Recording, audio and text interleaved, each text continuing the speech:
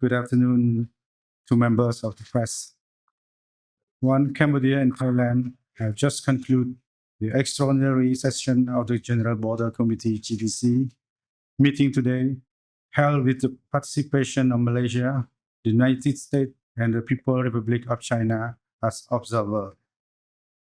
I greatly appreciate that the government of Malaysia for graciously providing a venue of this important meeting and participate as an observer. I also extend my deep appreciation to the representative of the United States and the People's Republic of China for their active participation in the meeting as observers.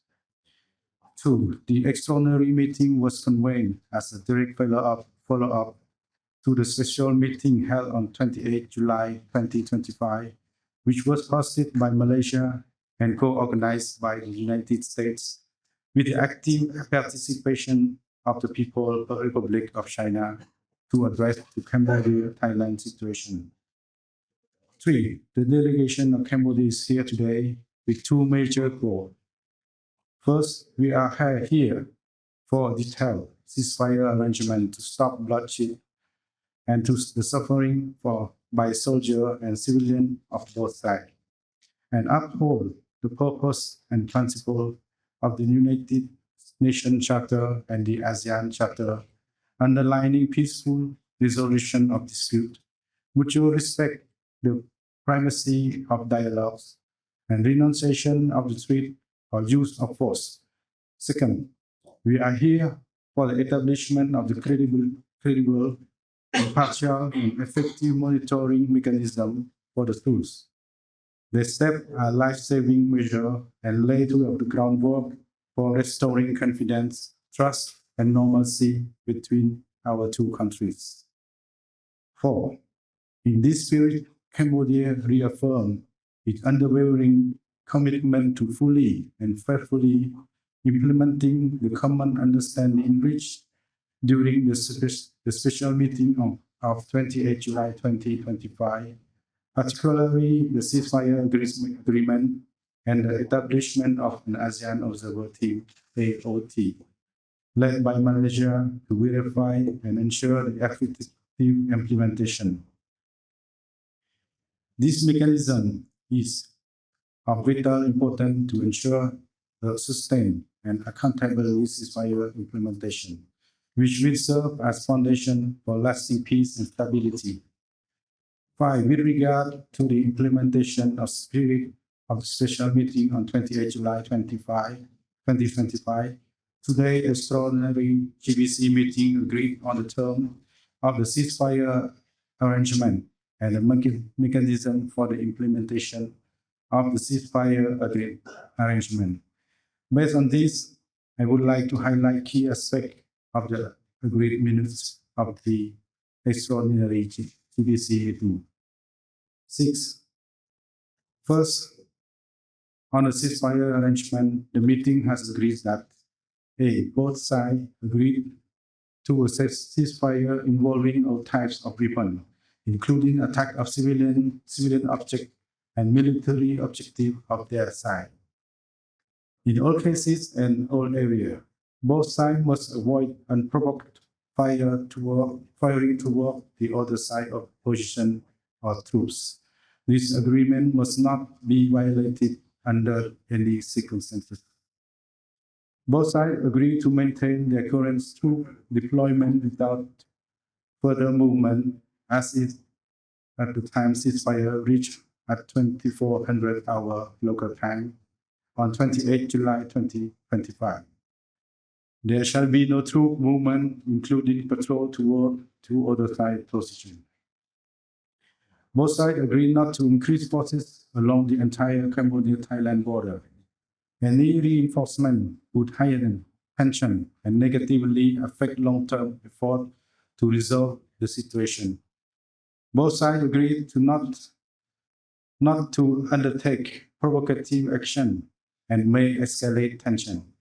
This includes military activities to enter to the other side airspace and territory or position as of ceasefire from 2400 hour local time on 28 July 2025. Both sides agreed to refrain from constructing and enhancing any military infrastructure and fortification beyond their own side.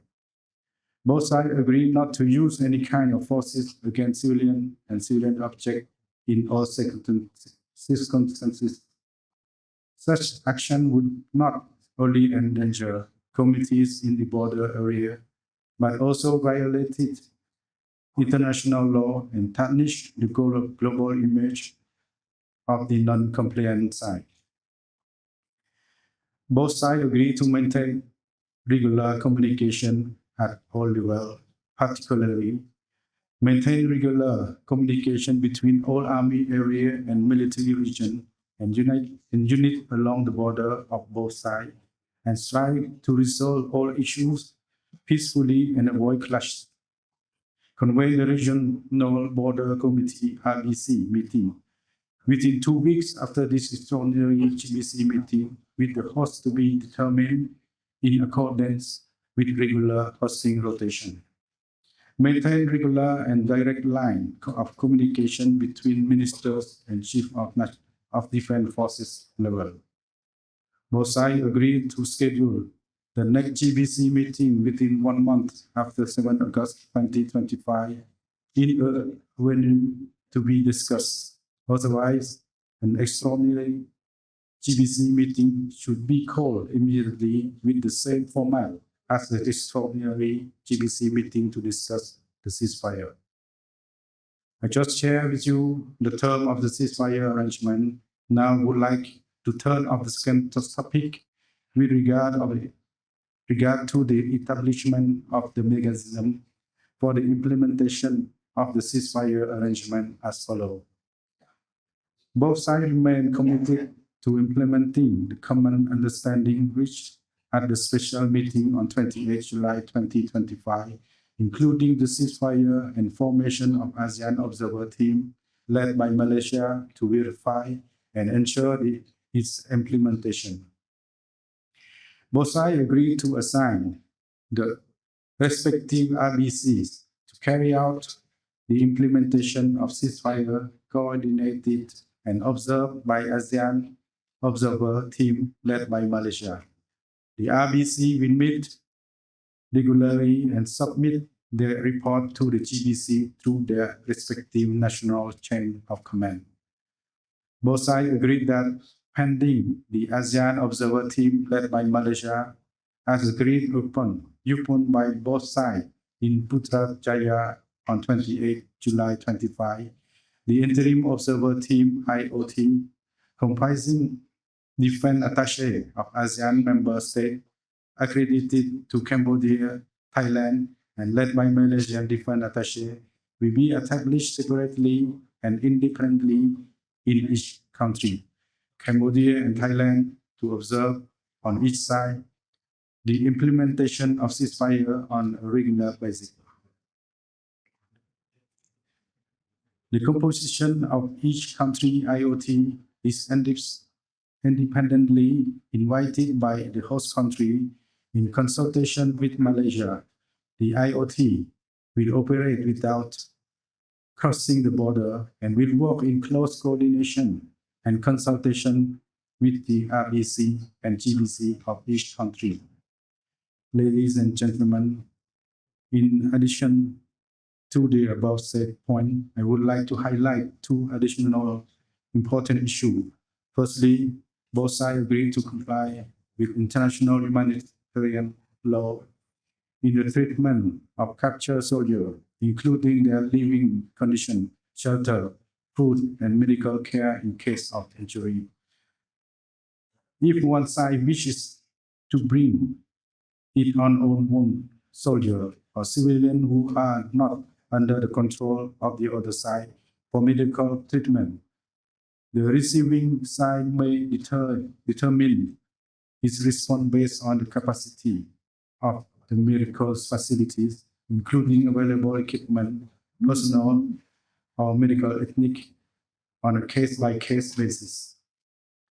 Captured soldiers shall be immediately released and repatriated after the cessation of the active hostilities in accordance with the Article 118 of the Third Geneva Convention of 1994 and Rule 128A of the customary international humanitarian law. Both sides agree to exchange information and facilitate the dignified and timely return the deceased immediately at an agreed location in the full respect of humanitarian principle and jurisdiction without crossing the border. In this spirit, Cambodia hopes that Thailand will immediately release and return the 18 captured Cambodian soldiers. Secondly, I would like to inform that in addition to the GBC meeting, in accordance with the spirit of the special meeting on 28 July 2025, Malaysia also coordinated and led a separate trilateral Malaysia, Cambodia, and Thailand meeting on 6 August 2025 in Kuala Lumpur to discuss terms of reference TOR of the Joint Ceasefire Observer Commission. Cambodia underlined the importance of the earlier conclusion of the TOR. It is important that this trilateral meeting, coordinated and led by Malaysia, need to continue so that we achieve that the TOR at the earliest. To this end, Cambodia stands ready to work closely and proactively with Malaysia and Thailand.